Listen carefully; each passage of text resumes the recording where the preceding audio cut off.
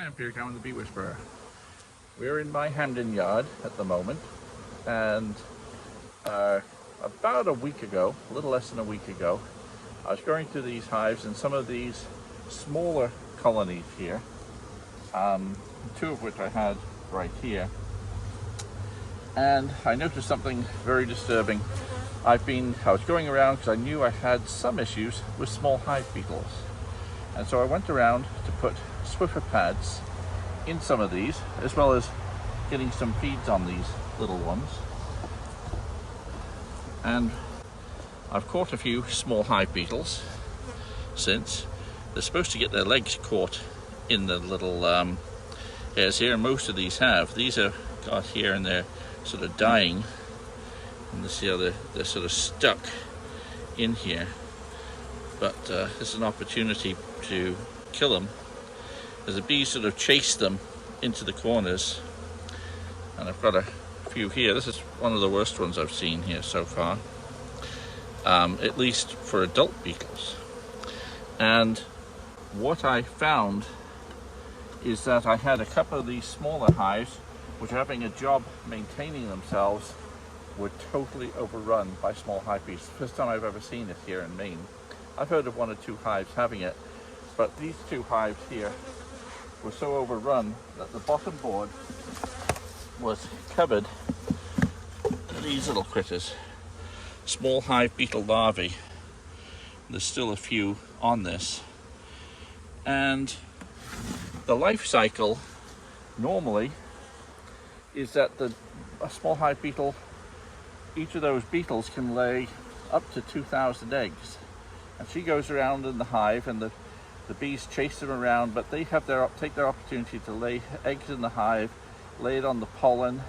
But what they really like to eat is bee brood, young larvae. And so that's giving the hive a hard time, and the bees will do their best to corral them and get them out.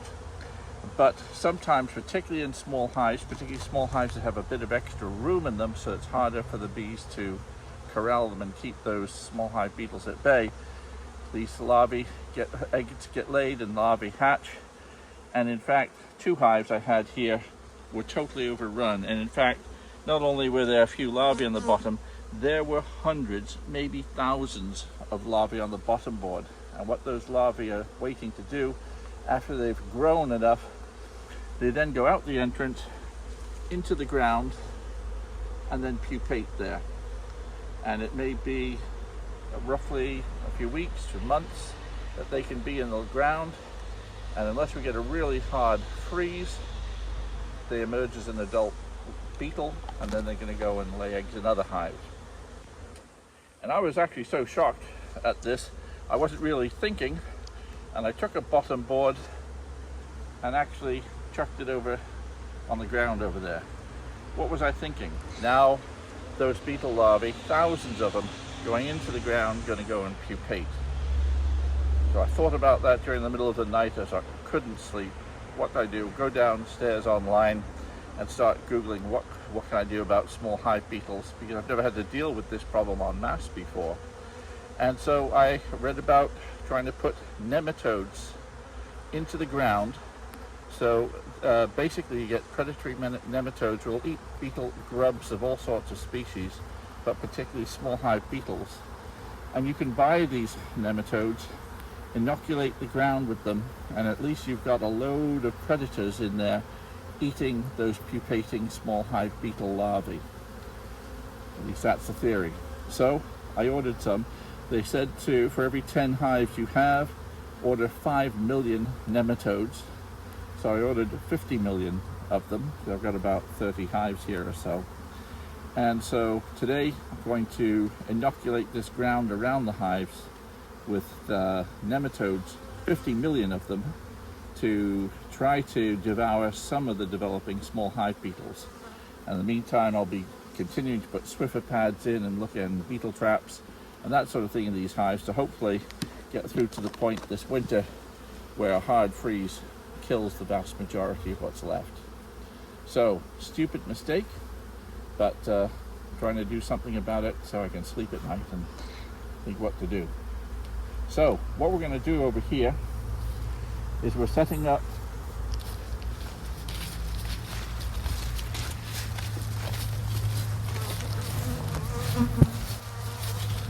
got some buckets of water here and a hose running at the moment. I've been soaking the ground around the hives because this would ideally be done just before a heavy rainstorm. And of course, wouldn't you know it, we're finally getting some dry weather here in Maine, so it's not forecast to rain for another 10 days or so. So here I've got 50 million nematodes. Believe it or not, I was expecting a bigger parcel. So we've got them in here. They need to be added to water. Application instructions. So normally what you do, you mix this with water. You could use a spray can. I don't have one of those gadgets for doing it, so I'm going to use a watering can. It'll be a bit more labor intensive, but what I need to do is make sure that I evenly distribute these amongst the volume of water that I'm going to use. And I'm going to use about 20 gallons of water for this. So I'm going to take these and at first mix them with 5 gallons of water, and then we're going to spread that amongst 4 buckets and fill all these buckets up and then keep it stirred up. So hopefully I can do it with this.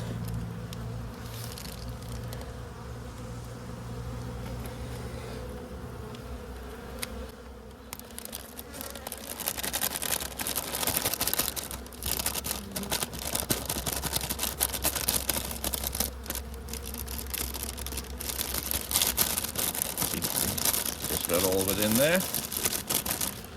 Okay, so first of all, we'll mix them up until the gel that they're in is thoroughly dissolved and thoroughly mixed with the water. And it seems to be clumped up, so that's not good. So this might take a bit of mixing.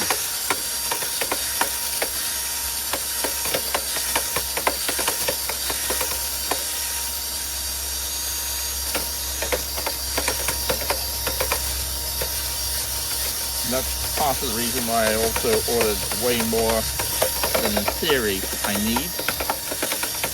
Probably can't hear it with the drill going.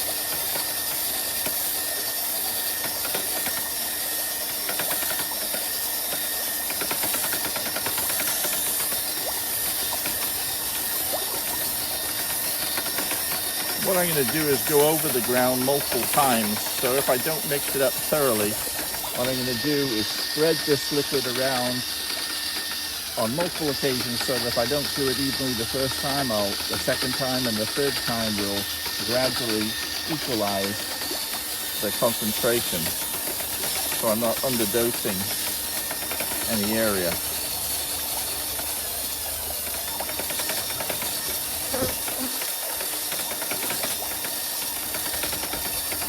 A lot of the clumps seem to be broken up. There are still a few little clumps. I'm going to try something with a bit more vigorous agitation.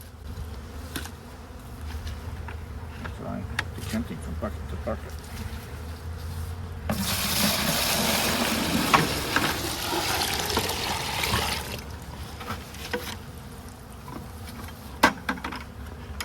A few bees will be drowned in the process.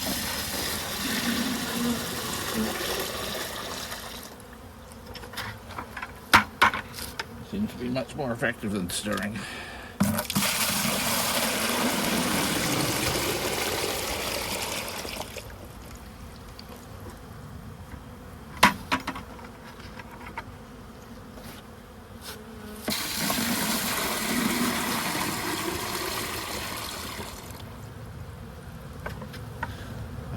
bring my funnel.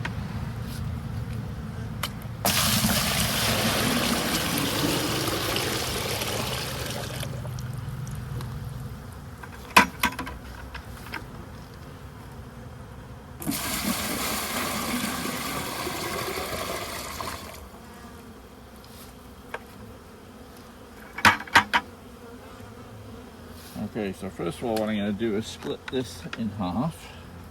So I've got roughly the same amount of each bucket. A little more. Close. Maybe overdid it a little.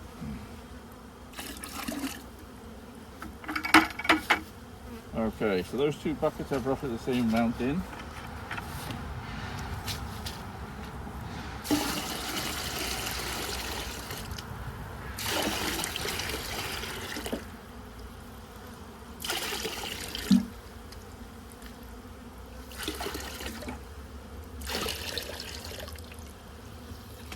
Now what I'm going to do is split it into 4.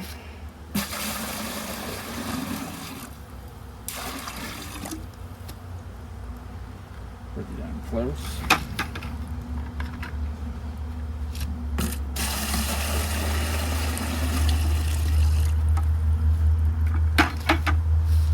Okay, so now we've got roughly 4 equal lots.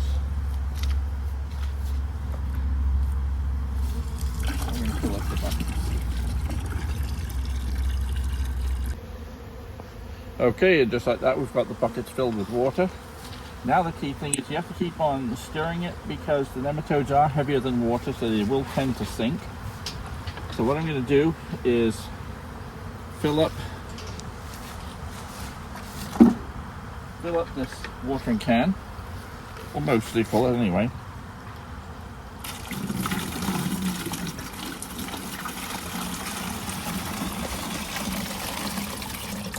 Am I missing?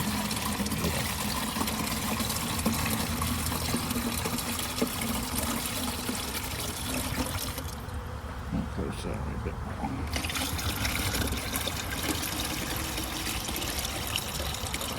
Keep going, keep going.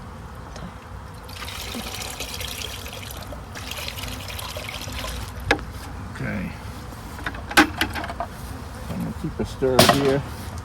Now I'm going to go around the hives, and in particular I'm going to concentrate my effort in the front of the hives. Peter, how big are the nematodes? The nematodes are... Oh, the hole. You got a hole. Yeah. So the nematodes are very, very small. As 50 million of them could fit in that little sachet. Right. I don't actually have a measurement of what they are. So they'll go through your average watering can top just fine?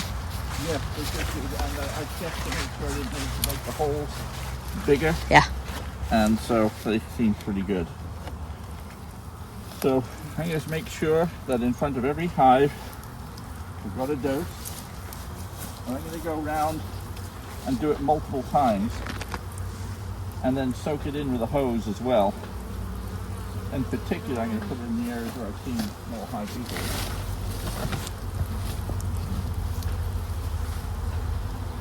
So I'm going to be watering everywhere I go, but in particular in front of hives, because that's where they would come out, and also in particular around the area where I saw the hives die.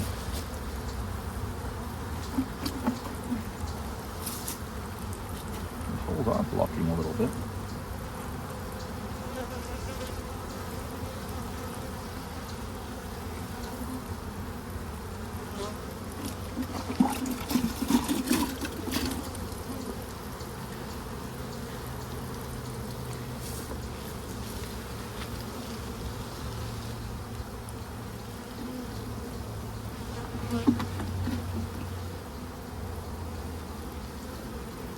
So if I've divided it into roughly 16 gallons, I'm putting about 3 million nematodes per gallon. This is a walking stirred, it's about 3 million. It's 1 gallon. and the recommended dosage is 5 million per 10 hives. So in theory this watering can could do about 8 hives if I was just emptying the whole thing on it. But I'm spreading it out further and I'm going to be going over it multiple times.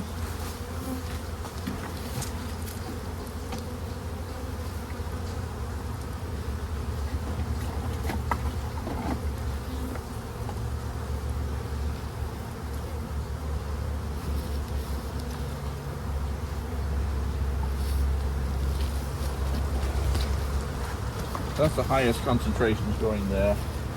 I'll get some more.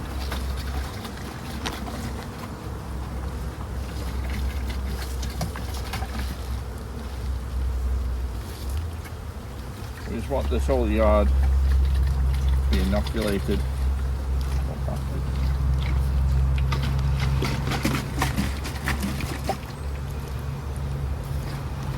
We'll get some more.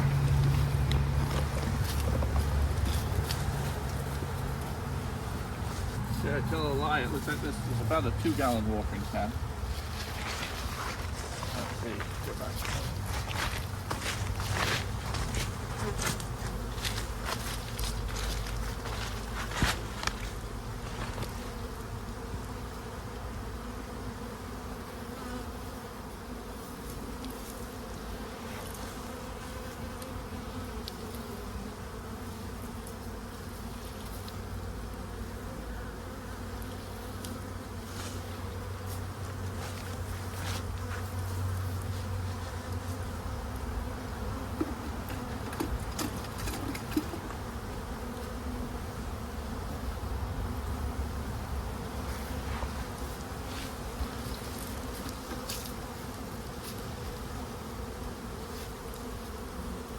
So for any of you that have done this before and used this product before, this is my first time, so please advise how I should do it better.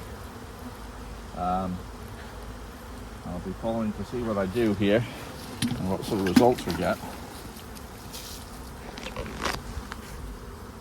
But my inclination is to concentrate nearest the hives around them, because this crawling stage of those larvae they can go for quite a distance. I gather they can go up to 20 yards or something like that. I won't be able to cover that sort of area, but I'm working on the assumption, because this is all wood chips, they're going to be pretty content to burrow straight down into this really soft stuff. And so I have a hunch that most, if any, have come out of the hives, they'll have gone pretty much straight down. Over there, not so much, because I drive the truck over that and it's pretty compacted by comparison.